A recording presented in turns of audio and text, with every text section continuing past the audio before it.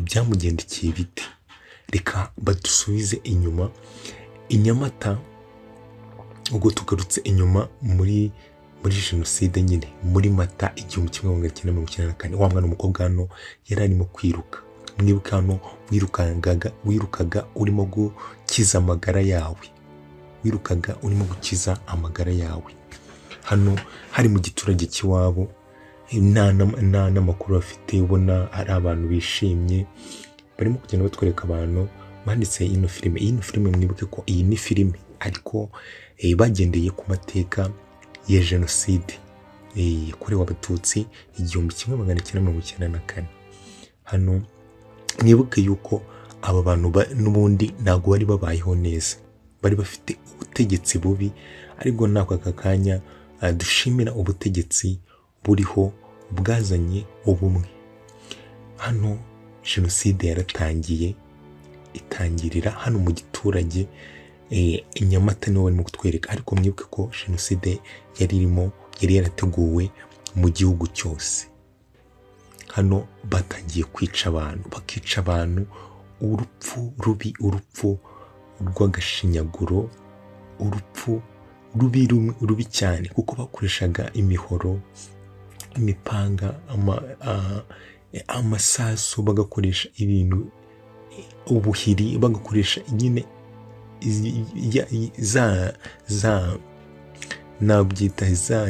bya bikoresho bya gakondo. Hamwe wica umuntu ukamwica nabi. Hano abantu bari babaye inyamaswa. Umukobwa hano yaraje hano aza yihisha, handi wihishaga ukihisha ukagira ngo naho wihishe hari umuntu uri kugirire nabi, wabaga ufite ubwoba. Hano umukobwa yakomeje gukiza amagara ye, ageze hano akandagira ikintu ariko ntagashobora kuvuga. Hamwe wahuraga n'ikibazo, hano ikintu cyamwinjiye mu kaguru, ariko aracicika. Hamwe wariraga amarira ndetse ukarira ku buryo utanabasha no kurekura ijwi. Hano ikintu cyamwishe mu kaguru, arihangana arangije akivanamo, ariko ntiyabasha kurira. Urakenshi niyo unarize ukarekura ijwi hari ukuntu wumva uruhutsemo, ariko iki gihe cyari igihe cyo gukiza amagara, aho wariraga ukamira mu nda. Byari ibihe bigoye. Noneho Genocide yabaye mu Rwanda, yabaye n'igihe kinini pe.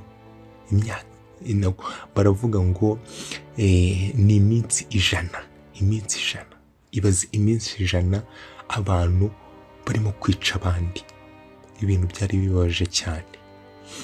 Iminsi 100 abantu barimo kwica abandi. Iminsi 100 abantu barimo guhunga, nta kintu kibi bakoze, barimo kuzira uko bavutse gusa. Hano umwana w'umukobwa yarakomeje akiza amagara ye, ariko batwereka mu giturage abarimo kuraswa, abarimo gutemwa. Nyagasani, ibi bintu byari birenze ukwemera,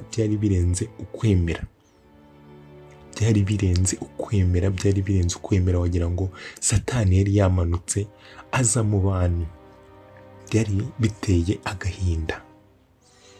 Hano bari kubabwira ati reba mbona hariya mutagira n'umwe musiga hano. Ubundi gahunda yari iyo kwica ubwoko bw'Abatutsi bugashira burundu, niyo yari gahunda. Ariko ikintu kibi cyonyine cyo kugira ubuyobozi bubi. Hano batweretse umwana w'umukobwa, hano bafataga abantu ku ngufu, bakoraga ibintu bibi cyane, ariko bibi cyane. Hano umwana w'umukobwa arwana n'ushaka kumufata ku ngufu, ariko wa mwana w'umukobwa arimo kugenda batwereka wa mwana w'umukobwa. Hano ikigabo gishaka kumufata ku ngufu, umwana w'umukobwa aranga umwana w'umukobwa yanga yuko bamufata ku ngufu, ariko batwerekana wa mwana w'umukobwa akibonye yanze yuko amufata ku ngufu kiramwica. Nyagasani, kiramwica. Hano niko byagendaga, abantu bakoze amahano, bakoze ibintu bitari byiza, bakoze ibintu birenze ubwenge, bakoze bamwe baranavuga ngo wagira ngo nta mana yari ikintu mu gihugu. Ako kanya ari umwana w'umuhungu waje afunga ati tonde utuze. Yamufashe umunwa, undi aramubwira ati ntunyegere, ati humura ndi hano kugukiza, ndi hano cyangwa kugufasha, ati ihangane ndi hano kugufasha kandi mbabarire unyumve, ati ndakubwiye ngo, ati mbabarire nkukize. Mwibuke ko ntabwo haburaga abantu beza, bamwe na bamwe, cyangwa ugahura n'abo murimo guhungana, mukaba mwabasha guhungana, Imana yabafasha mukarokoka, kuko hari aho Imana, ati njyewe kugira ngo mfate ku ngufu turapfana, ati kugira ngo umfate ku ngufu turapfana, ati umbabarire. Undi aramubwira ati okay, nta kibazo, njyewe ngiye kugenda, nawe ugende inzira yawe, ati nta kibazo, ati komeza inzira yawe. Hano umuhungu yashatse gufasha umwana w'umukobwa, ariko umwana w'umukobwa yahahamutse, aravuga ati nta kibazo, kangenda inzira yanjye, nawe ugende yawe. Umwana w'umukobwa, mwibuke ko ni inkuru turimo kumva y'uyu mwana w'umukobwa, gusa ariko tunarebera ishusho hamwe ry'ukuntu byari byifashe mu gihugu cyacu. Byari ibintu bibi cyane, byari ibintu utabasha kuza hano ngo uvuge uko wiboneye.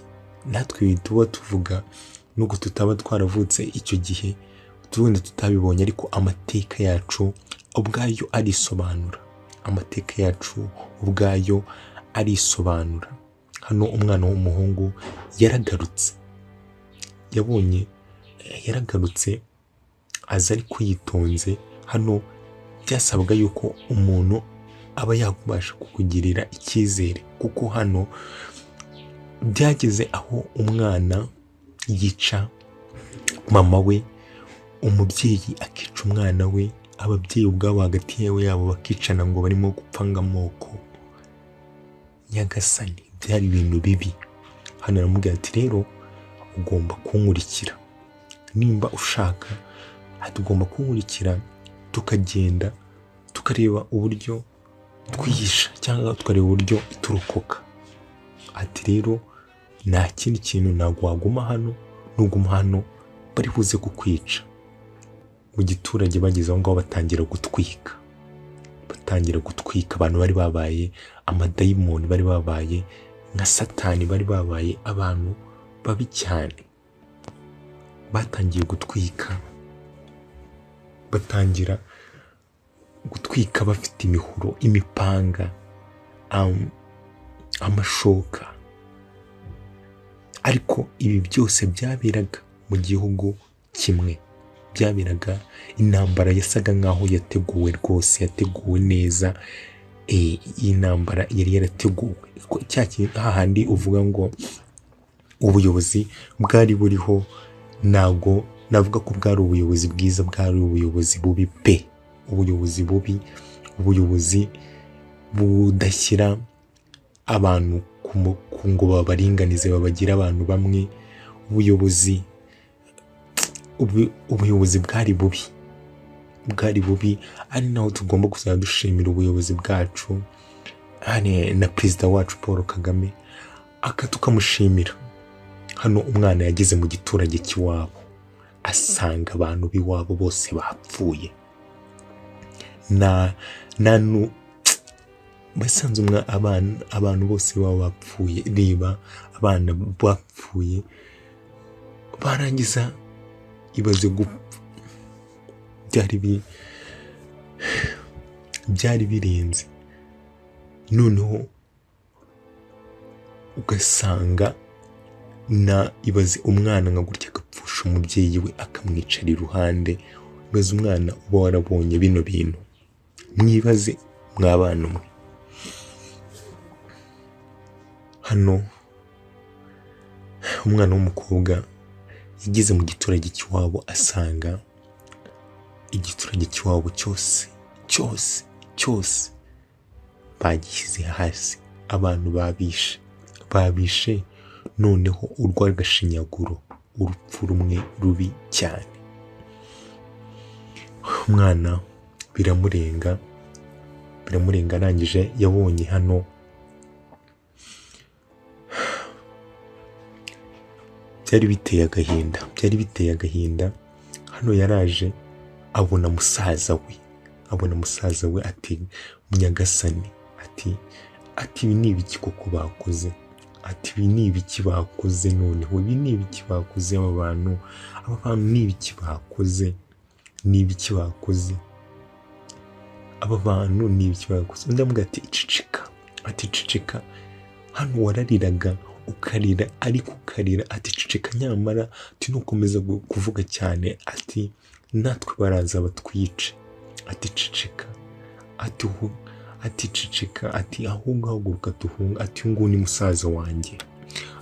ni musaza wanjye, ndebera n'ukuri kw'Imana yo mu ijuru. Ati uyu ni musaza wanjye. Umwana reba aba bantu ibintu bakoze.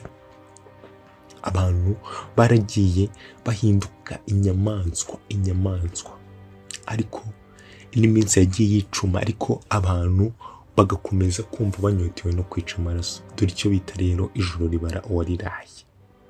Iki nicyo bita ijoro ribara uwariraye.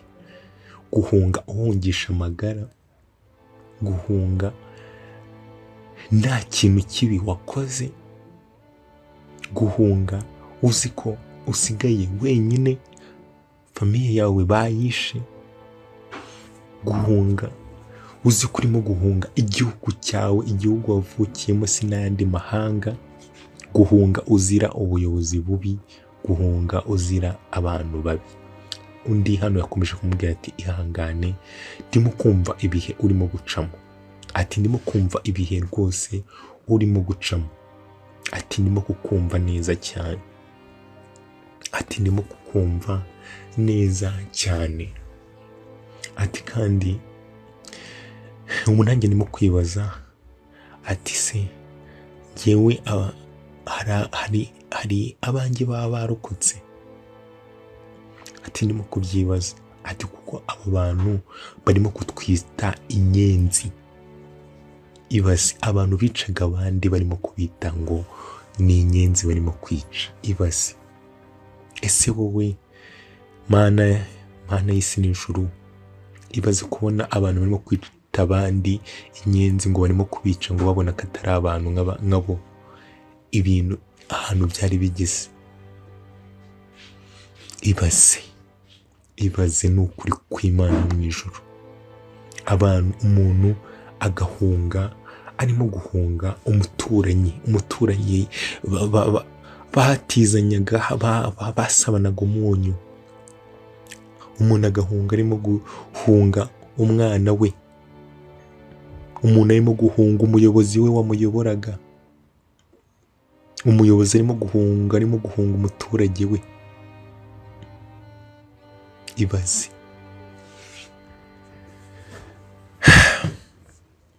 Hano abana bakomeje, umwana hano wakomeje kuvuga ati aturiya ni wo wari umuryango wanjye. Aturiya ni wo wari umuryango wanjye. Atari kunimo kwibaza, ese turimo kuzira iki? Ati ndimo kwibaza ikintu turimo kuzira. Ati kuko ndimo kwibaza ngo twakoze iki? Ese twakoze iki? Twacumuye iki? Koko? Umwana w'umuhungu aramubwira ati ngaho rero egera hano umuriro, tureke gukomeza gutyo, egera hano umuriro, kuko imbeho nayo ubwayo yaza kukwica. Icyo bita ijoro ribara uwariraye. nituzajya tumenya amateka cyane cyane amateka y'igihugu cyacu, tujye tuyubaha, tujye twubaha amateka y'igihugu cyacu, tunabashe kuyigiraho. Bakomeje kutwereka ahantu hamwe na hamwe bagiye bica abantu. Ibaze ukisha, hano umwana w'umukobwa yarishe abona ababyeyi be barimo kubica, hamwe wabaga urimo kubona abavandimwe bawe, ababyeyi bawe barimo kubica, ariko ukisha, bagaza bagafata uduhiri bakica abantu. Hamwe agahinda kakwicaga kakakugumamo, amarira akaba ari yamanuka gusa, hamwe utabashaga no guhumeka, wabona agahinda kanyenaga kakakwica, ubona abavandimwe bawe, ababyeyi bawe cyangwa n'abandi bantu barimo kubica,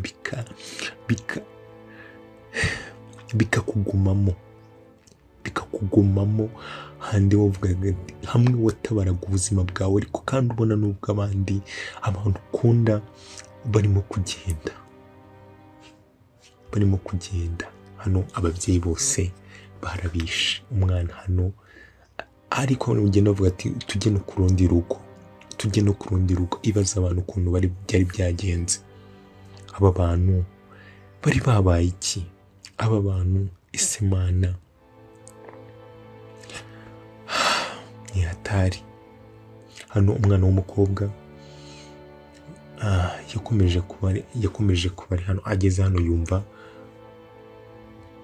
arakomeza ararira, ariko hahandi urira ijwi nirisohoke, arira ijwi nirisohoke. Hano mwibuke ko hari abarimo kugenda nabo bashaka aho bahungira. Wa mwana w'umukobwa na wa mwana w'umuhungu barimo kugenda hano, barangije baraza babona hano umwana w'umukobwa, wa mwana w'umukobwa arimo kurira, narimo no kureba, aranya ati bite, arikanga ati bite, ati gwino hano, ati gwino, baramuhamagara ati wigira ubwoba, ati gwino vuba vuba, ati gwino. Hano wabonaga, hano ni handi wabonaga na mugenzi wawe, ukaba uvuga ati mbonye umuvandimwe, umuntu duhuje ikibazo. Ati arangije arababwira ati hano ni mu rugo iwacu, ati abantu bose barabishe, ati muze. Hano umwana w'umuhungu yakomeje kubitaho, ariko ndebera ni ukuri kw'Imana Nyagasani. Hano umwana w'umukobwa yaraje abona ababyeyi be bapfuye, abona papa we yapfuye. Ibintu byari biteye agahinda, n'umubabaro, byari birenze ibitekerezo bya muntu. Iyi jenoside yakorewe abatutsi mu 1994 ntimukegeranye n'izindi ntambara. Izindi ntambara zabaga wenda ari iz'ibihugu abantu, ariko hano ni hahandi abanyarwanda, reka mbivuge gutyo, abanyarwanda, hahandi nyine abenegihugu, abantu bavindimwe, abantu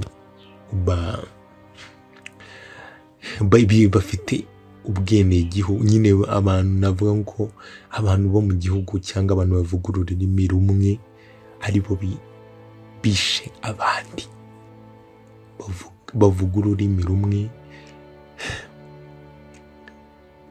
abanyarwanda. Hano ukubera ikintu cyonyine, ubuyobozi bubi.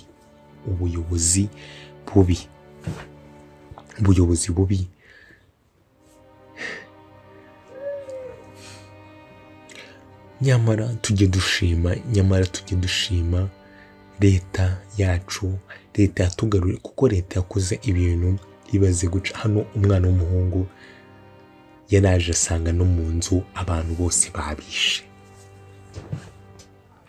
Hano umwana w'umukobwa yaragiye abona asanga na murumuna we bamwishe, ararira asanga na murumuna we bamwishe. Mwibuke yuko gahunda yari yo gutsemba abantu bose bakabamara, yari yo kwica abantu bose bakabamara, kwica abatutsi bose bakabamara. Ese uyu mugambi mubisha koko kubera iki wabaye? Kubera iki ibi bintu byabaye? Gusa nyuma ya byose tujye twigira ku mateka, ibyabaye ntibisongere kuba, nk'uko duhora tubyigishwa, nk'uko twabyigishijwe. Urukundo nirwo rwa mbere, turi umwe, kandi urukundo nirwo rugomba kuturanga. Twibuke twiyubaka. Mwibuke ko turimo kwibuka ku nshuro ya 31. Ako kanya baje kumva harurira hirya ati se hano hari umuntu waba uhari? Agiye kubona abona n'undi, ati umuvandimwe wanjye, n'undi muvandimwe we wabashije kwihisha, arimo kwihisha. Ariko nababwiye hano warariraga ukarira, ariko ntihagire niwumva ijwi ryawe ukarira ikiniga kikakwica. Ati muvandi uracyahari? Ati yego. Ati ndacyahari, ariko abantu bacu bose babishe, babamaze. Hano n'umuhungu ikintu yakoze yavuze ati reka nanjye nce iwacu ndebe uko byifashe. Hano nta n'inyoni yari irimo gutamba. Mwibuke yuko nta n'inyoni irimo gutamba, kuko n'inyamaswa zigera ngo zikabona zirabirenze zikagenda. Gusa hano ikintu bita ngo inkongoro, byari ibintu bibabaje. Hano barageze hano mbumva nta n'inyoni isa n'itamba, nta n'inyoni itamba. Hano akiri hano hari ikintu yumvisha gikomye, ati mucicike. Ati rero ati mucicike. Mwibuke hano ukaranga amagara namanika akaboko. Byari ibintu bibabaje. Iyi ariko nkomeza kubibutsa, iyi ni filime bakoze ikozwe kugira ngo ishingiye ku mateka cyangwa kuri jenoside yakorewe abatutsi muri Mata 1994. Hano wa mwana w'umukobwa urimo kutubwira iyo nkuru yose, kuko arimo kutubwira urugendo rwe rwose. Mwibuke ko twatangiriye inyuma ya jenoside, hano no turi muri jenoside uko byari bimeze. Ariko unabifata ko hose noneho iyi ni filime bakoze bagendeye ku mateka. Mwibaze noneho ukuntu byari bimeze. Nyagasani reba, hano umwana w'umukobwa yarafunguye asanga hano bishe abantu. Umwana w'umukobwa ati cicika, ati mbabarira ucicike. Umwana w'umuhungu arangije ati hano warahahamukaga, hamwe wabonaga ibintu bikakurenga, ukavuga ati nyagasani bikakurenga. Umwana w'umuhungu yarinjiye, basi wenda niwe usa nkaho nyine ufite ku mutima ukomeye, ariko hano nta mutima n'undi ukomeye wabaga uhari. Hano umwana w'umuhungu yaraje abona papa we bamwishe. Umwana w'umuhungu yaraje abona papa we bamwishe. Hano umwana w'umukobwa we byaramurenze. mwibuka ko twatangiye anavuga ngo ati ibintu nabonye aka kanya ntabwo bimva mu maso n'igihe mbona bisa nkaho nyibirimo, cyangwa nkabona bisa nkaho bimaze kuba aka kanya. Abantu baragiye nyuma ya jenoside barahamuka bitewe n'ibintu babonye, bitewe no kubura ababo, bitewe abantu baragenda bamera nabi ku buryo ariyo mpamvu tugomba gushimira leta yazanye abantu yagiye bigisha, isa nkaho ibasubiza ku murongo, igihugu iragenda ikigira neza. Ubu ngubu turi mu gihugu cyiza cy'u Rwanda kimeze neza, igihugu navuga aka kanya noneho gitemba amata n'ubuki, naho mbere rwose barabeshyaga. Hano hari umwana w'umukobwa wari uri hano ati mbabarira ntunyice, undi aravuga ati ihangane ntabwo ngenje kukwica, nahumura. Ndagira ngo hano turi abantu batatu, hano bafite abakobwa batatu, ndagira ngo uze nawe utwiyungeho, ati hoya, ati se nabwirwa n'iki ko nawe utagiye kumuhotera, ati hoya, ati gwino nawe uve hano, ati ntabwo uri bugume hano ni umwana w'umukobwa, ati mbabarira uze hano. Kumbe hano ni urugo rundi bari baciyeho, cyangwa n'umwana w'umukobwa wari waje kurwihishamo. Ati gwino tugende, umwana w'umukobwa nawe aramufata aramujyana. Nakubwiye ngo abantu bagiye batabara abandi ku buryo usanga ari umuntu uvuga ngo uno muntu yaranabaye.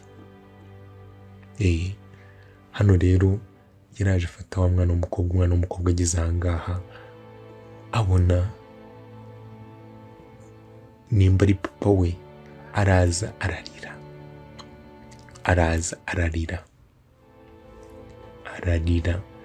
Ibaze wajyaga ukabona umwana ibintu bimeze ati hoya,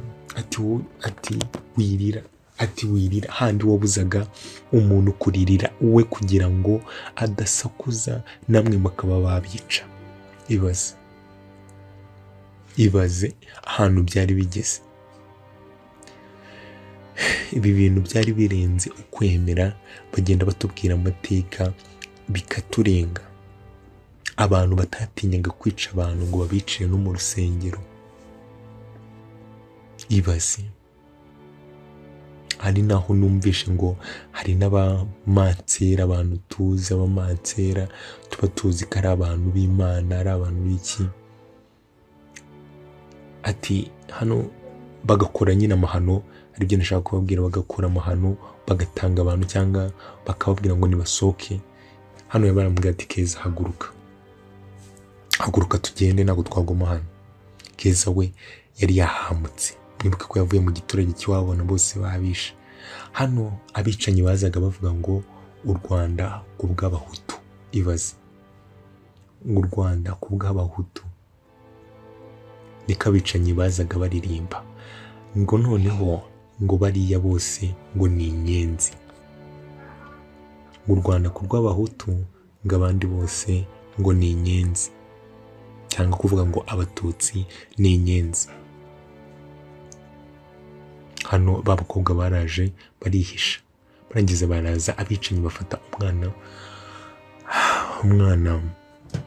ati mumbabarire, atoya ugomba gupfa, atoya mumbabarire, ati ugomba gupfa, ceceka, ati u Rwanda ku rw'abahutu. Bagakomeza bakavuga icyo kintu ngo ya ugomba gupfa.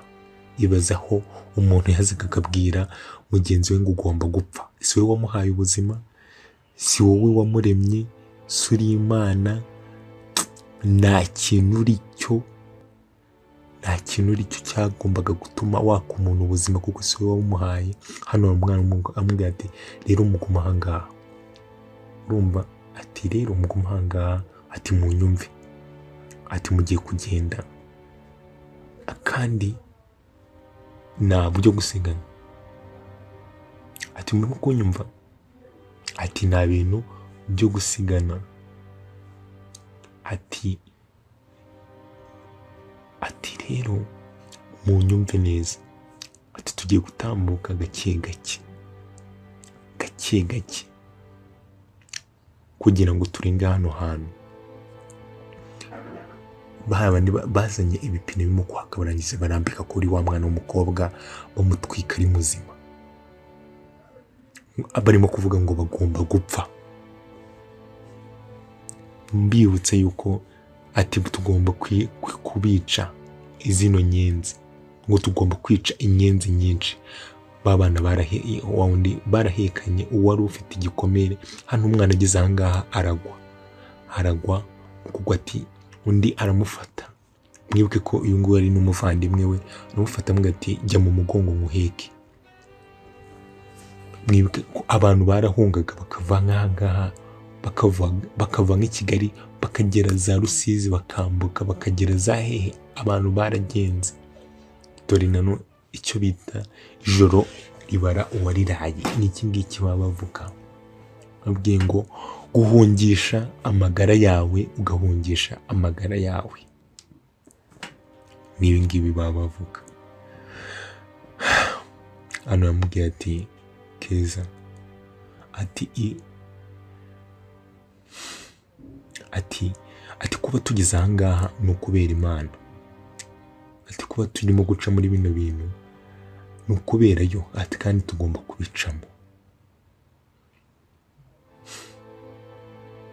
Ati iyi Mana nekeza yuko ibi bintu byose tuzabicamo, tukongera tukagira ubuzima bwiza, ndetse tukabaho neza. Ati Keza tugomba gukomera. Imana izaducisha muri bino bintu bigoye. Ati rero tugomba gukomera. Ati kandi wihangane. Keza hano yumvishe ikintu, ati hoya humura, nta kibazo, nta kintu na kimwe gihari. Hano umwana yarahahamutse, ati humura, nta kibazo na kimwe gihari. Ati nta kintu gihari. Ati komera, nta kintu na kimwe gihari. Hano bose barikanze.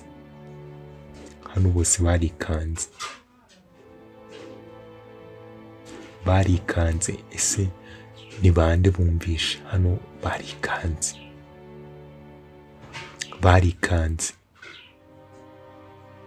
barikanze. Mwibuke ko iyi ntambara uko yabaga hose, ni gutya uduce twose two mu gihugu twinshi, ariko uduce twose ni kuba ko iyi jenoside yarateguwe, niko hose byabaga bimeze. Abantu bose bari bahangayitse, abantu bose bari barimo kwicwa. Amateka hano baraje barazimya. Hano byari ngombwa yuko muzimya kugira ngo hatagira n'ikintu na kimwe kigaragaza yuko hano hari abantu. Barazimisha, bari barimo kumva ba bantu baraje barazimya. Ugapfuka umwotsi kugira ngo utazamuka, kugira ngo ariko sinzi. Hano iminsi yakomeje iricuma. Mwibuke ko jenoside yabaye iminsi 100, hapfa abarenga miliyoni. Nyagasani, hapfuye abantu barenga miliyoni, abatutsi barenga miliyoni, harimo abagore, abana n'abagabo, abakecuru n'abasaza, ingeri zose. Hano batweretse, bakomeza kutwereka babakobwa, kutwereka abakobwa hano bari hano mu kizu. Iminsi yakomeza iricuma, ariko abantu bagiye bicwa. Hano hari icyo bikanze. Ati hari nta kintu mwumvishe.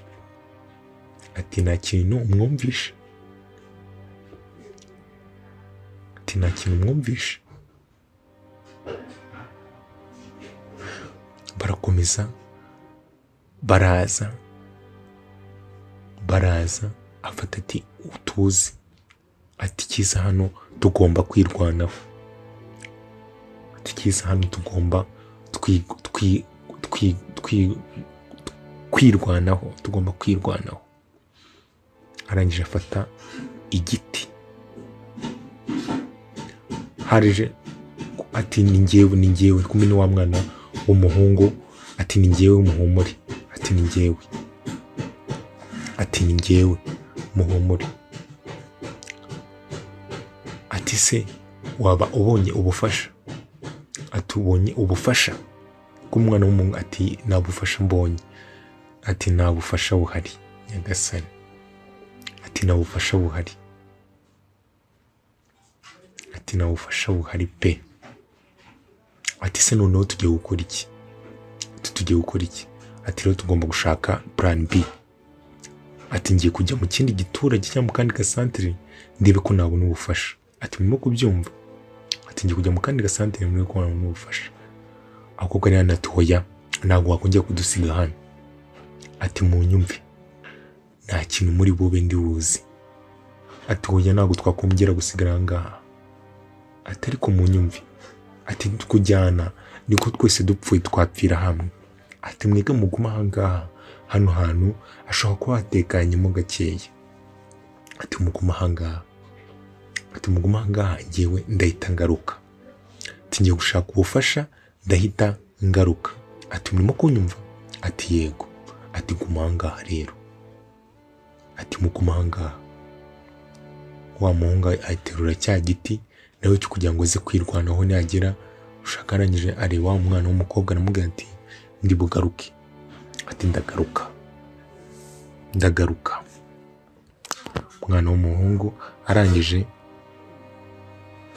abasiga aho ngaho aragenda. Basigara hano. Nyagasani ibi bihe byari bigoye hahandi inshuti yawe yakwicaga, handi wari urimo guhunga inshuti yawe, wari urimo guhunga ababyeyi bawe, warimo tujye twumva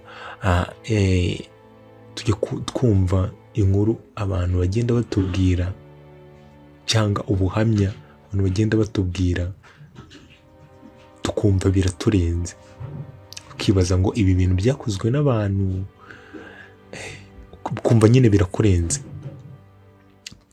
Hano wa mwana yageze hano muri quartier yaragiyemo asanga abantu barimo kubica, abantu bakomeje kwica abandi nta kintu na kimwe, uko babica ariko babasahura, bakaza bakabatwikira amazu, kuko gahunda ariyo kwica abatutsi bose bakabamara.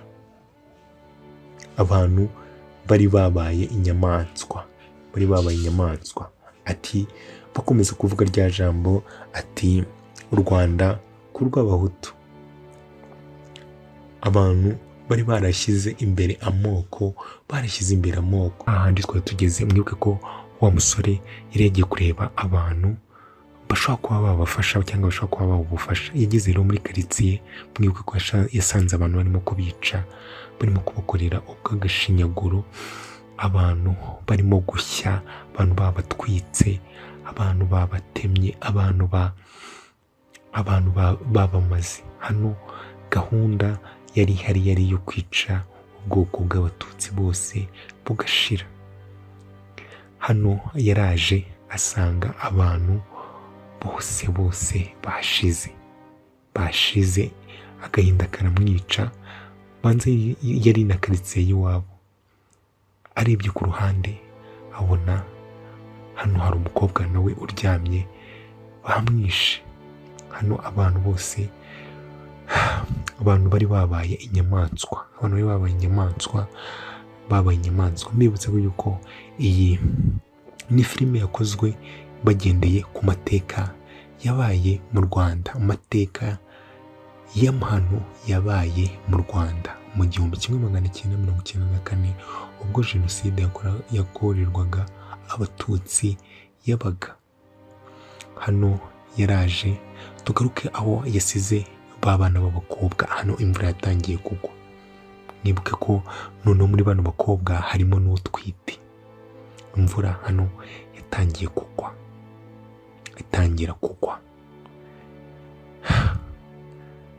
itangira kugwa, gutitira hano byabaga, waratitiraga hano, imvura yarakunyagiraga n'uyumva utajya ngo hano no kubona none ngo barimo gutitira. Ubwo babaga bafite hano yarababwiye, yaramuje ati ese uratekereza ari bugaruke?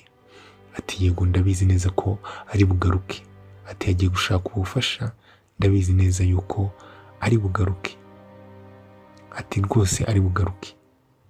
Hano ubwoba bwivanzemo kubaho nabi, bwivanzemo nyine byari ibihe bigoye, byari ibihe ko bakunda kubivuga, ibihe by'amaraso, ibihe by'icuraburindi, ibihe bibi byari bigoye cyane cyane.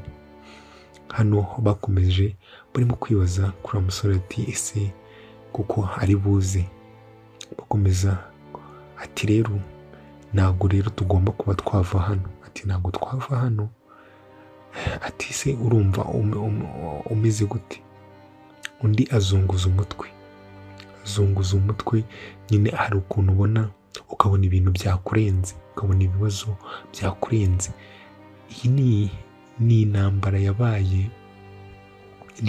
yabaye imyaka ishize itegurwa, hari hashize igihe kinini itegurwa, kuko ntabwo ari ibintu byaje ngo bihurirane gutya, ahubwo byari byarateguwe kubona iyi mu gihugu kimwe abantu intambara ibera icyarimwe mu bice byose. Hano abantu batangiye rero guhunga bava hirya no hino, abantu bahunga. Mwibuke ko uko babitubwiye, hano aba bantu berekezaga muri Uganda cyangwa bambukaga berekeza muri Uganda, ubwo nyine n'ibindi bice byose abantu bambukaga bahunga. Nuko hano kuri ino filime turimo kureba, aba bahungira Uganda. Hano hari abakobwa bafashe umwanzuro wo kuvuga ngo reka tugende, bari bumvishe nyine abantu, barebye babona abantu barimo guhunga, ati rero bano bantu nta kibazo, reka twabakurikira tukajya aho barimo kujya, kuko babonaga nyine ari abantu barimo guhunga kandi natwe turimo guhunga. Ati rero tugende tubakurikire tujye ahantu barimo kujya, ati tujye ahantu barimo kujya, ati mubanguke twerekeze ahantu barimo kujya. Barangije barazamuka kugira ngo nabo bajye mu murongo w'ahantu barimo kujya, mu murongo w'ahantu barimo kujya. Ibintu byari bigoye, uzi kwirukanka, uzi ko nta kintu wakoze urimo, byari ibintu nyine bibabaje biteye agahinda. Hano hari abo babonanye, ni gutya wageraga gutya ugahura n'umuntu wawe, ati umeze gute? Ati ntabwo meze neza, ati urabona ko iyi situation cyangwa ibintu turimo ntabwo byoroshye, ati ese abandi bari he? Ati bose bapfuye, ni njye usigaye njyenyine, ati ihangane, ati komera, ati rero use murimo kujya he? Ati hirya hari urusengero batubwiye ngo niho hari amahoro.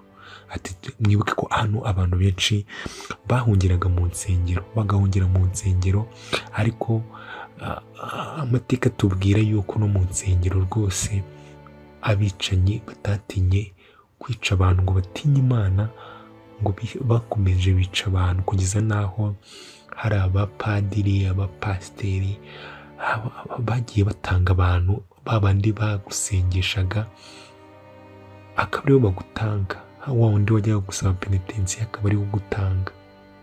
Byari ibintu bibabaje bimwe bikomeye cyane. Hano babakaga rero inuzi indangamuntu, wasanga nta ndangamuntu ufite kugira ngo barebe ubwoko bwawe. Umva ahantu leta yari igeze, abantu bose bari bafite indangamuntu zirimo amoko. Hano bakwaka indangamuntu yawe, babona nawe ifite kugira ngo bakagucisha ku ruhande bakagira. Bivuga ko n'abantu bicaga abantu babahoraga ubusa cyane, kuko impamvu warebaga abandi bantu ukareba abandi ni uko wamuzizaga nyine ubusa, kandi kuko wabonaga ari mugenzi wawe, izi kubona umuntu ukabona muhumeka kimwe, mugira kimwe, ariko ukifata ukamwica. Hano rero haje kuba intambara, barangije bahita bafata ba bantu bose babamanjiramo amasasu. Nyagasani, bose abahunga barahunga, abo barasa barabarasa. Hano interahamwe zaragiye zikora ikintu bita ibintu bitabaho, zikora ubwicanyi bw'indengakamere. Zakoze ubwicanyi bw'indengakamere. Iyi jenoside nk'uko twagiye tubyigishwa yarateguwe maze ishyirwa mu bikorwa, maze bakazajya barasa bavuga ngo twebwe turi abahutu. Ibaze, mukica abantu mutigeze murema, mukica abantu. Byari ibintu nyine biteye agahinda kandi bibabaje cyane. Rero ba bakobwa bakomeje kwerekeza, ariko mwibuke ko Keza we yari yaratsikiye, twarabibonye mu gice cya mbere, yari yarakandagiye ikintu cy'icyuma kiramukata. Rero hano harimo n'umuntu utwite, harimo n'umukobwa utwite cyangwa wenda umudamu utwite. Hano barakomeje berekeza y'ibihuru cyangwa yerekeza y'amashyamba, imisozi. Abantu buriye imisozi, abantu barahungaga. Urabizi ko ukaranga amagara namanika akaboko, rwose. Baraje hano bananiwe. Mwibuke ko uyu wari ubaye umunsi mwinshi cyangwa umunsi w'igihe kinini. Hano arebye abona hirya, arareba ati muri muzi, ati murebe hariya. Barangije babona inzu, ati mwabonye inzu, ati murebe hariya, ati ngiriye inzu. Ariko kwihisha mu nzu byabaga nyine, ati se turajya mu nzu, ati wamenya ari iki, ati ariko nyamara dukeneye kuruhuka, ati twagenze cyane, dukeneye kuruhuka,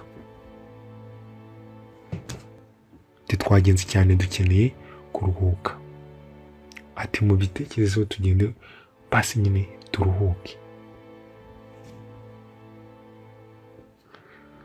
Barangije Keza arahaguruka, bose nyine barahaguruka. Bafashe umwanzuro y'uko bagomba nyine kujya kuruhuka, bakaruhuka kugira ngo baze kumera neza. Bahise bajya muri ya nzu, baragenda barasinzira, bagwaga nko kugwa agacuho nyine, kuba ubonye basi akanya aho waba uhengetse umutwe. Hano uw'inda yatangiye kumufata, navuga inda yatangiye nyine kumurya. Inda yatangiye kumurya, arahaguruka.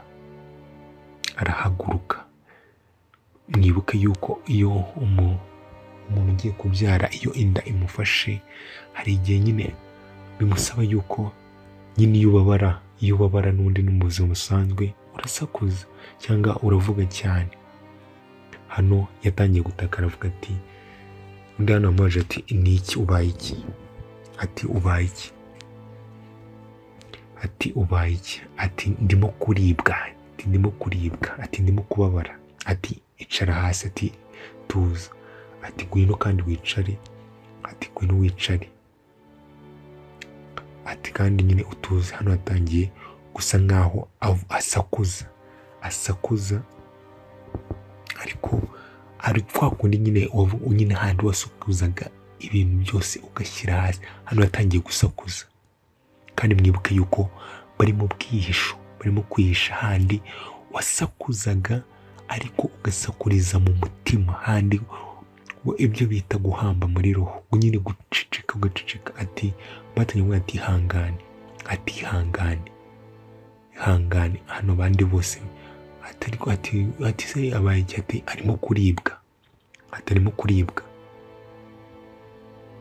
arimo kuribwa, ati ceceka. Hano nta kindi kintu wakubwira, ati ceceka, nyamuneka ceceka, ati hano agashaka umupfuka umunwa, ati wikomeza gusakuza cyane. Ariko mwibuke yuko arimo kuribwa, inda irimo kumurya, ati ihangane. hano batangiye kugira ubwoba bitewe n'ukuntu hano mugenzi wabo yari arimo gusakuza.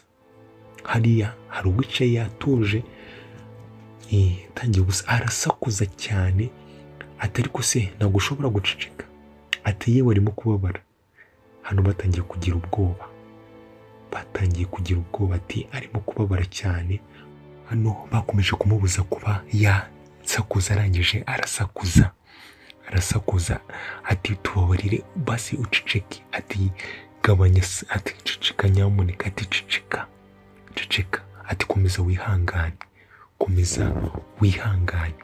Hariya ariko undi aracecetse nyine aratuje, ariko uno yakomeje gusakuza, kandi gusakuza kwe arangije arasakuza.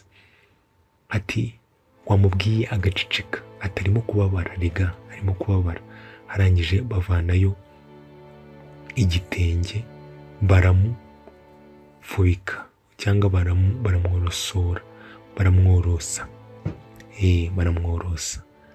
Arangije arakomeza, arangije namubwira ati ariko wowe ntabwo ushobora guceceka, aturi ikigoryi, ati wacecetse. Arangije amupfuka umunwa, kwa kundi upfuka umunwa ugira ngo umuntu adasakuza, amupfuka umunwa, baramufata nyine kugira ngo arekere kugira. Arangije araceceka,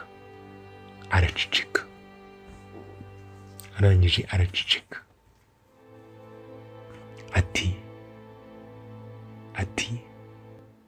Ati wari uzi n'ikindi, ati uramwishe nyagasani. Kwa kundi bamubuzaga hano, bamubuzaga nyine kuba yamubuza guceceka, yamubuza gusakuza, byarangiye umukobwa ahapfiriye. Ibi bintu bibaye atabishaka, ibintu byari biteye agahinda. Handi nyine ibibazo byazaga nyine atariwe bisa nk'aho ariwe biteye. Hano mwibuke ko ari inkuru ya Keza turimo kumva. Ati uwo munsi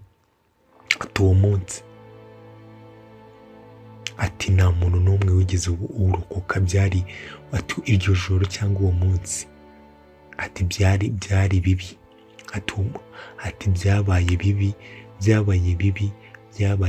cyane, biba bibi cyane, ati byabaye bibi cyane pe. Ati nta muntu wigeze urokoka. Ese byagenze bite? Kumbi muri ya nzu baraje babasangamo, mwibuke yuko nyine wa mukobwa ye yarasakuje cyane, arasakuza, interahamwe ziraza zibasangamo, baraje babasangamo. Arangije areba gufata abantu ukabanga nta kintu bigeze bagutwara. Ati mwebwe, ati ngwino hano, ati wowe ngwino hano, ati ndavuze ngo ngwino hano nyagasani, ati ndavuze ngo ngwino hano, ati kandi banguka. Umukobwa aza n'ubwo wabwize. Ibi bintu byose birimo kubera muri ino filime ni ibya nyabyo, byarabaye,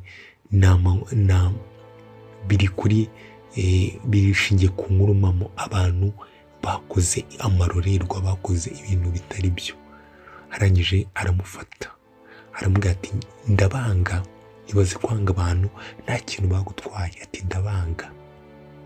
Abantu bari bafite urwango rumwe rukomeye cyane, abantu bari bafitiye abandi urwango rumwe rukomeye cyane. Arangije aramujyana, ntabwo yigeze amwica. Arangije aramujyana, maze nyagasani batangiye kumva induru ya wa mwana w'umukobwa bajyanye. Muri make baragiye bamufata ku ngufu, abantu bagiye bafata abandi ku ngufu, baragiye bamufata ku ngufu. Hano urarira ukarira, ubuzi ko ari wowe ugiye gukurikiraho, uragenda ukarira hano noneho hari n'uwo byanze byageraga aho ngaho kuvuga bikanga, ururimi nirusohoke mu kanwa, ururimi nirusohoke mu kanwa. Wa mukobwa yavuyeyo nyine bari bamufashe ku ngufu, byari agahinda, byari biteye agahinda n'umubabaro, byari ibihe by'icuraburindi. Satani yari yamanutse mu bantu. Tujye dukomeza dushime aho u Rwanda rugeze. Iyo hataza kubaho leta y'ubumwe, hano umukobwa yari yikubise hasi ahita anapfa. Yikubise hasi, menya yarahise anapfa, menya yarapfuye. Hano abandi bihebye, abandi nyine bihebye.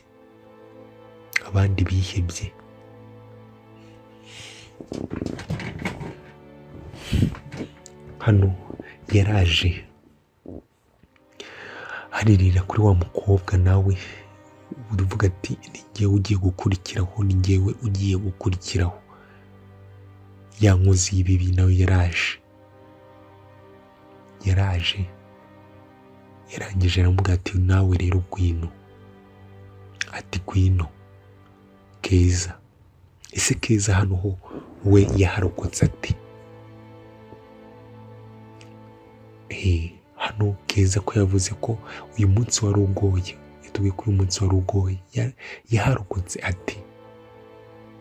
Hano uyu nguyu yari yahamutse. Keza arangije arahaguruka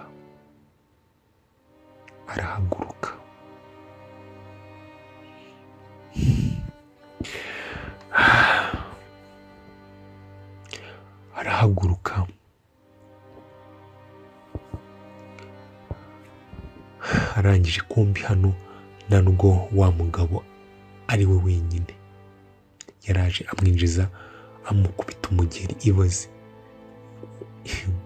Barangije baraseka.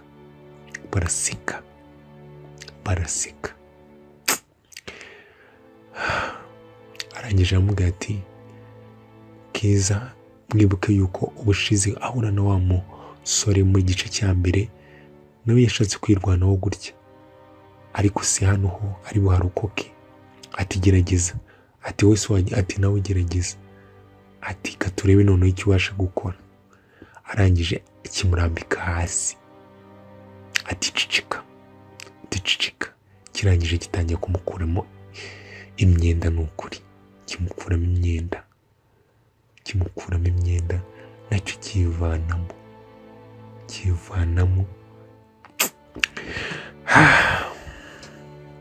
Bagiye ku mwana w'umukobwa bamufata ku ngufu, yagiye ku mwana w'umukobwa amufata ku ngufu, hajyaho n'undi wa kabiri nawe ajyaho amufata ku ngufu. Ibi byose tubonamo muri ino filime byose byabayeho, amateka twarayize. Ndatekereza nubwo waba waravutse nyuma ya Jenoside, ariko amateka warayize, warasobanukiwe. Wa mukobwa we menya aho ngaho yarahatorotse. Wa mukobwa menya ko aho ngaho yarahatorotse. Wa mukobwa yaraje hano, aza muri karitsiye nanone iri hano, asanga abantu babishe abagore, abana, abakobwa, ingeri zose. Hano abantu bishe abandi rwose, barabica. Gahunda yari imwe, yari iyo gutsemba ubwoko bw'Abatutsi ngo bugashira. Ariko utari Imana ntago umugambi w'Imana ntago ari uw'ejo wa mungane, si uw'ejo. Imana yaragiye ikunda u Rwanda, iduha abayobozi beza, iduha leta nziza yatugize umwe, twese twibera abanyarwanda. Ngaho ndebera iki gihugu, ndebera iki gihugu cyacu ukuntu cyari kimeze. Abantu baragiye banga abandi ku rwego rumwe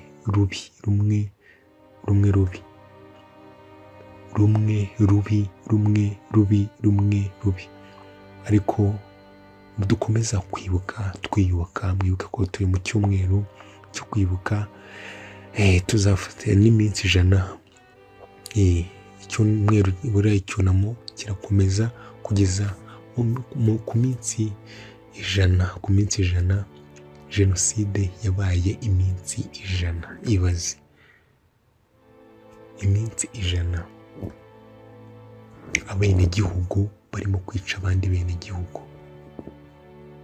Ibintu bibabaje cyane. Hano kumbi wa mwana w'umukobwa yahuye na wa musore.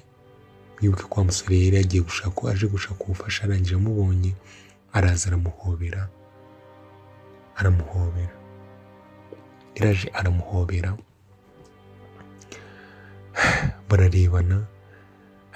bararebana.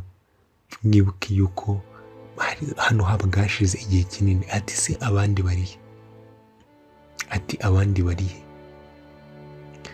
Umukobwa hano yabuze ikintu avuga. Hano iyo umuntu abuze ikintu avuga wibwira icyo ashatse kuvuga. Ati abandi bose bapfuye. Ese na Keza ko duheruka barimo kumufata ku ngufu byagenze bite? Ati abandi bose bapfuye. Ati ni njye njyenyine usigaye. Nta wundi usigaye. Abandi bose bapfuye. Abantu bagiye babura ababo. Tujye twumva ubuhamya. Ibintu byari bibabaje cyane. Ibintu birenze ubwenge bwa muntu. Aho wumva umuntu w'umugabo akubwira ati ibintu njye nabonye.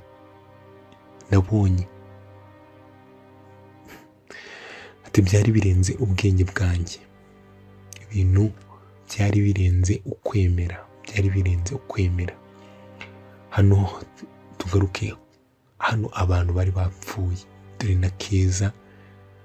Mwibuke yuko mu gice cya mbere twabonye batubwira ngo Keza yavuye nyine mu mibiri cyangwa mu bantu bari bapfuye. Hano nibyo batwereka kutwereka uburyo Keza yaba yararokotse. Keza duheruka barimo kumufata ku ngufu.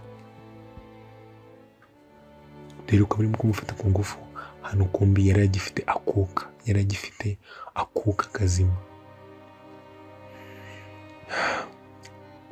Nkomeza ariko mbabwira nyine ngo dukomeze kwibuka tuniyubaka, dufasha ubuyobozi bwacu gukomeza kugira igihugu cyiza kurusha uko cyahoze mbere.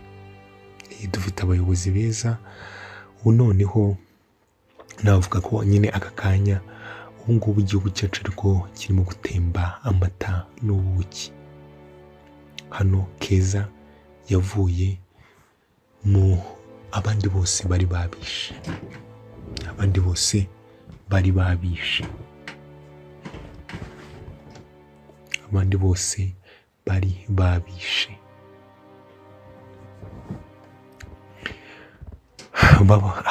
Abo bafataga ku ngufu barangiza bakabica. Abo twumvishe banagaga mu mazi. Abo ni ibintu byinshi twumvishe. Impfu nyinshi zari zigiye. Urupfu rwose ni urupfu, ariko hari impfu. Ibaze gufata umwana w'uruhinja ukamukubita ku gikuta. Bagiye gufata umubyeyi wabyaye ukamubaga ukamukuramo umwana, warangiza nawe ngo ukamwica. Nyine byari ibikorwa bya kinyamaswa, ntabwo byari ibikorwa bizima.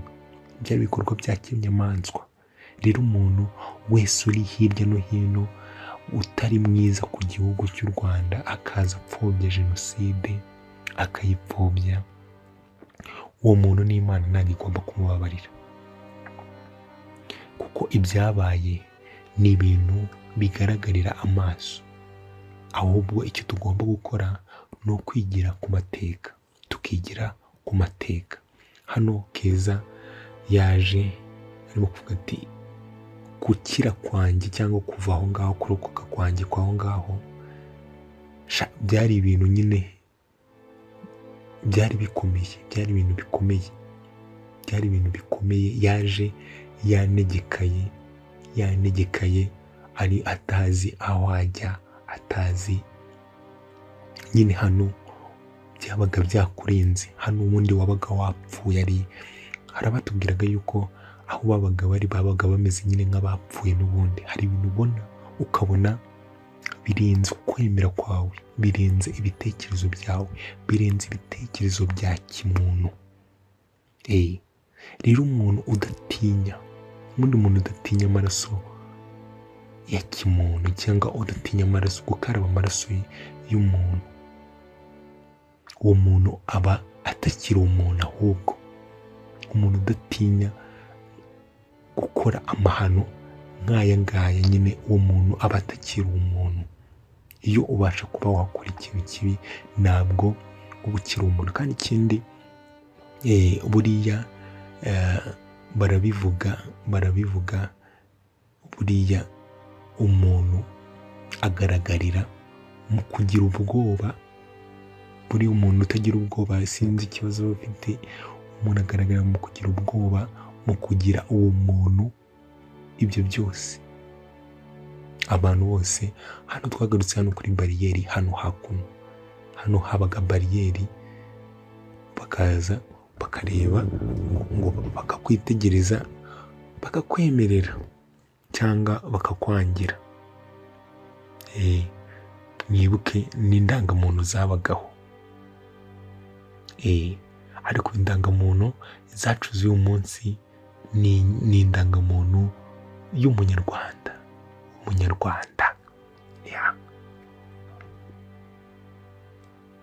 Hano wa mwana w'umusore nawe yaraje, arangije duheruka ari kumwe na wa mukobwa, niwe duheruka bari kumwe, ari kumwe na wa mukobwa, nibo tubaherukana. Arangije aza hano umusirikare cyangwa abase kumuhamagara aramubwira ati ndashaka rero ko hari umukobwa nshaka yuko dutambuka. Ati mfite amafaranga, ati ndayaguha, ati mfite amafaranga ihangane ndayaguha. Arangije ngiye kumubwira ati nkeneye yuko atambuka, nkeneye yuko atamuka. Ati undi umusirikare banza yaramwemerera, arongera aramubwira ati ngaho mubwire aze.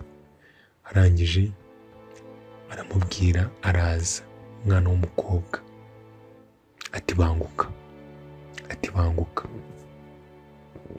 Barangije baraza bacaye ku basirikare, babacaho.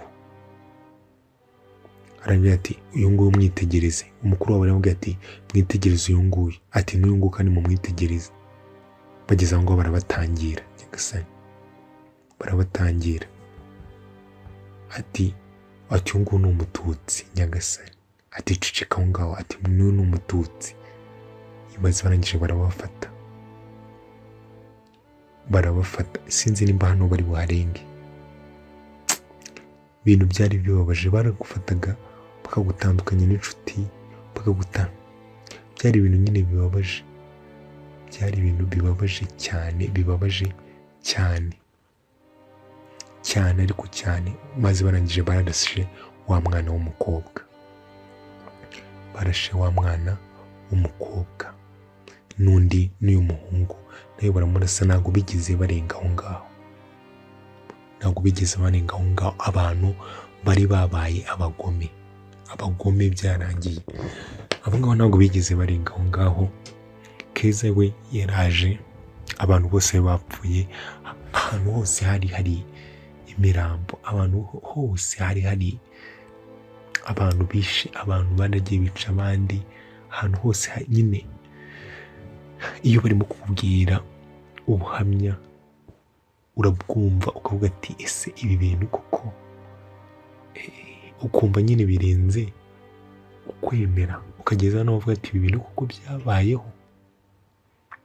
Ariko murabizi ko dufite inzibutso, birahari, ibintu byabayeho, amateka ni ayacu, ariko tugomba gukomera kandi tukanayigiraho, ubundi tukubaka igihugu cyacu dufite abayobozi beza, dufite perezida wacu Paul Kagame, dufite nyine ubuyobozi bwiza. Perezida wacu yadushyiriyeho ndi umunyarwanda, adushyiriraho ibintu byinshi. Ubundi wa mugani iki gihugu byari kugenda bite iyo twongera kuyoborwa n'abantu babi? Ubu ngubu Imana si twagakwiye kuko tukomeza tukayishimira, kuko ibintu byari byabaye ni ibintu bitabaho. Hano umwana w'umukobwa yarebye ubwato imbere ye, ariko kubugeraho biranga.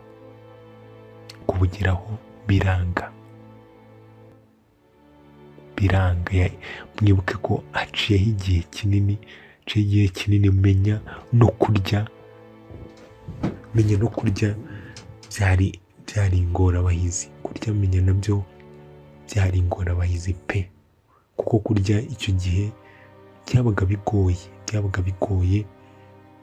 bigoye cyane. Umwana w'umukobwa kugera ku bwato, sinzi nimba ari bujye no ku bwato, nimba ari bubwicaremo, nimba ari buri bugende gute, yabashije kwishyiramo akabaraga.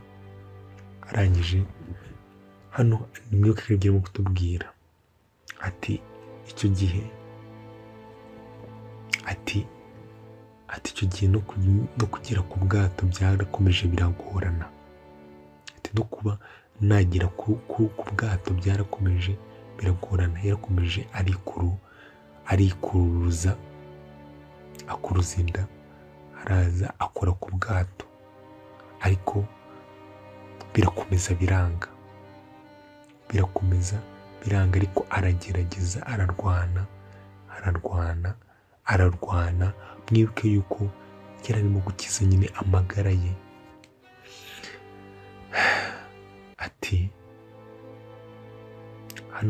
Ati se none wabigenje gute kugira ngo ukire cyangwa urokoke? Wabigenje gute kugira ngo urokoke?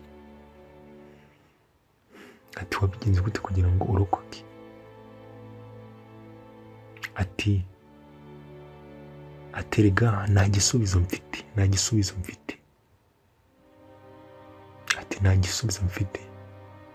Kuko nanjye sinzi uburyo narokotsemo pe.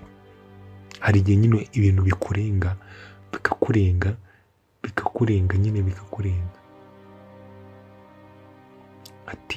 Byari bikomeye, byarankomeranye, ntabwo ari ibintu, ibi bintu, ibi bihe byari birenze ukwemera. Kandi ntabwo na n'ubu niyumvisha nyine ko narokotse. Hari igihe nyine uvuga ati ese biriya bihe byari bimeze kuriya kuko nabashije kubirokoka cyangwa nabashije kubicamo. Mwibuke yuko bagenzi be bose bari kumwe, bose barapfuye, abavandimwe be bose barapfa, ababyeyi be bose barapfa. Nyine hano biragera aho ngaho bikakurenga ati, ukumva nyine birarenze. Hano we mu kubibwira amenya yaravuze ati ibi bintu kuko nyine ihatari byari bibabaje. Tugaruke hano muri Kasensero district nyine ya muri Uganda. Mwibuke yuko ariho batubwiye yuko nyine abantu nyine hari abahungiye. Hano hari uwaje hano yoga mu mazi, arimo kwiyogera biraho ngaho bisanzwe, yoga bisanzwe. Arebye abona imbere ye hari abantu bari baryamye mu mazi. hari abantu baryamye mu mazi. Arangije arahamagara ati Kato, ati Kato, ati ki, ati banguka mwana, ati banguka, ati banguka, hano hari haryamyemo abantu barenze umwe hano mu mazi. Menya wa mukobwa wacu nimba yapfuye. Ati se habaye iki hano? Ati hano habaye iki? Undi arebye hano abantu baryamye mu mazi. Ati hano hari undi, ati hano hari undi, ati hano hari undi. Kumbe wa mwana wacu w'umukobwa yaraje ajya mu bwato buraza buramutembana buza hano ku nkombe. Uri ukuntu Imana yagiye yitabarira abantu. Ati mufashe, reka nanjye njye gufasha bariya, mufashe nanjye njye gufasha bariya. Arangije araza nyine amukura mu bwato, yamukuye mu bwato. Abandi bari bapfuye, abandi bo bari bapfuye. Menya nawe sinzi, barakwereka haciye iminsi, barakwereka wa mwana w'umukobwa keza hari yaciyeho agahe cyangwa yaciyeho igihe runaka. Arangije abyutse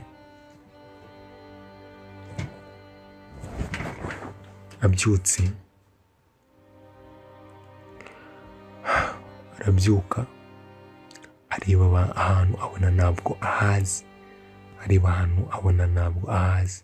Ati we, ati uzi ko abyutse areba abantu abona ntabwo abazi. Mwibuka hano turi ni muri Uganda. Ati tuza, ati humura, ati tuza biraza kugenda neza. Ati ntabwo uramera neza, tuza. Ati tuza, ati buri kintu cyose kiraza kugenda neza. Ati humura, ati humura, ibintu byose biraza kugenda neza. Ati ahangaha ndi ni hehe? Ati ubutonde turashaka kubanza kugushakira ibyo kurya. Ati mama wacu arimo kubitunganya, arimo gushaka nyine. Ariko mwibuke yuko ati reka no mpamagare mama abashe kuba yaza akwiteho. Ariko ubona uwitwa Keza nyine ihamuka, abantu baragiye barahamuka bitewe n'ibintu bari babonye. Bitewe n'ibintu bari babonye bano. Mwibuke yuko hari haciye n'igihe bamufashe ku ngufu. Hano ikintu bita wagiye waragendaga nyine ukamera nabi. Barakwereka haciye iminsi Keza yaragiye asa nkaho atangira koroherwamo. Wa musore yakomeje kumwitaho. Arangije asa nkaho nyine atangiye kumera neza, atangiye koroherwa. Mwibuke ko iyi ni inkuru Keza arimo kutubwira uburyo yabashije kurokoka. Hano yatangiye kumubwira, ariko akamubwira ati amwereka ibintu byinshi. Ariko hano Keza yatangiye kwishimira uno musore, ati uno musore yaramubwiraga ibintu byose nubwo nabyumvaga. Mwibuke yuko uno musore yavugaga ikigande,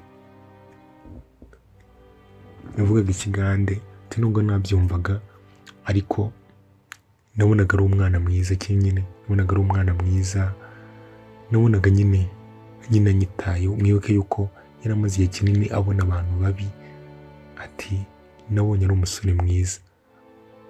Icyo gihe Keza mwibuke ko bari baramufashe ku ngufu. Yageze aho ngaho aranatwita, aciye igihe kinini aratwita, akomeza kwibera muri rwa rugo, akomeza kwibera muri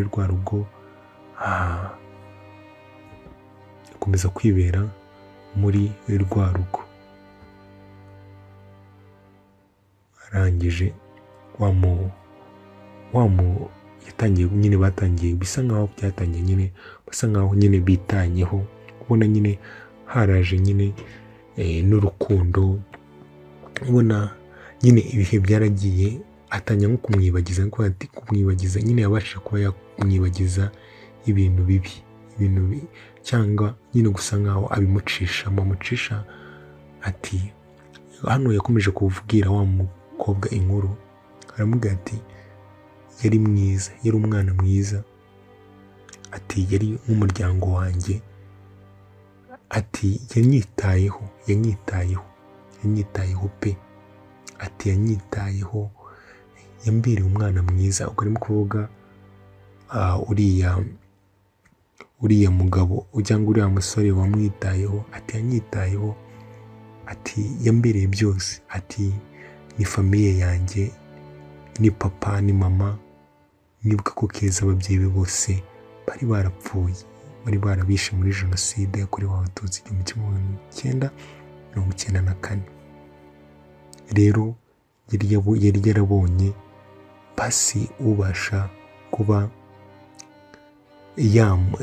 yamubera abo bantu yabuze.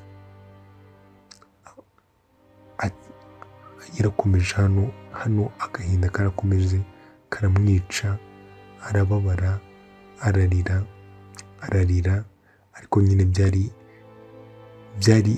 ibihe bigoye, byari ibihe bikomeye, ari nabwo dukomeza kwibuka, twiyubaka, dukomeze twiyubaka kandi twiyubakira u Rwanda rwiza ruzira ibintu bibi. Twagarutse rero ku rwibutso rwa Kasensero. Uru rwibutso rurahari, hano twagarutse rero ku rwibutso rwitwa Keza. Yaje hano ku rwibutso nyine aza kunamira umuryango we ndetse n'abandi bose bazize uko bavutse,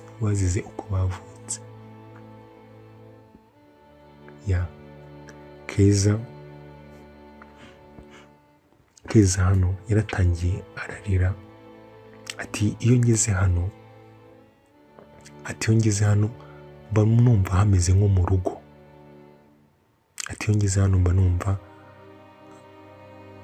mu rugo, kuko famiye yanjye yose iri hano.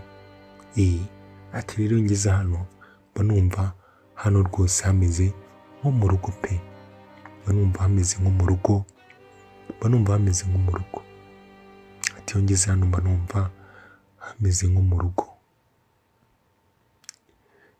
Ni handi nyine wabonaga nyine abantu bose bawe barabishe, n'ubundi kuza ku rwibutso nyine niho bari.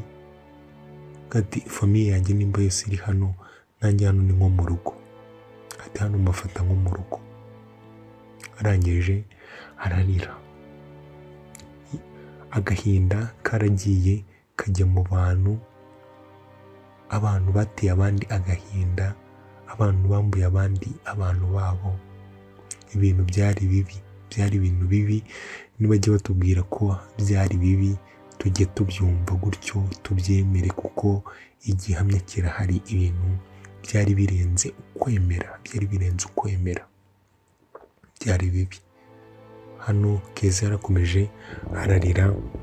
Hano haza umusore aramuhoza, aramubwira ati hangana, ibintu byose bizagenda neza, cyangwa uraza kumera neza. Kandi ibi leta y'ubumwe yarakomeje irakora cyane, iratwigisha, irigisha. U Rwanda ruragenda rukomeza, noneho ruba igihugu cyiza. Ari byo dukomeza gushimira leta y'ubumwe, perezida wacu Paul Kagame, dukomeza kubashimira kuko bakoze akazi katoroshye.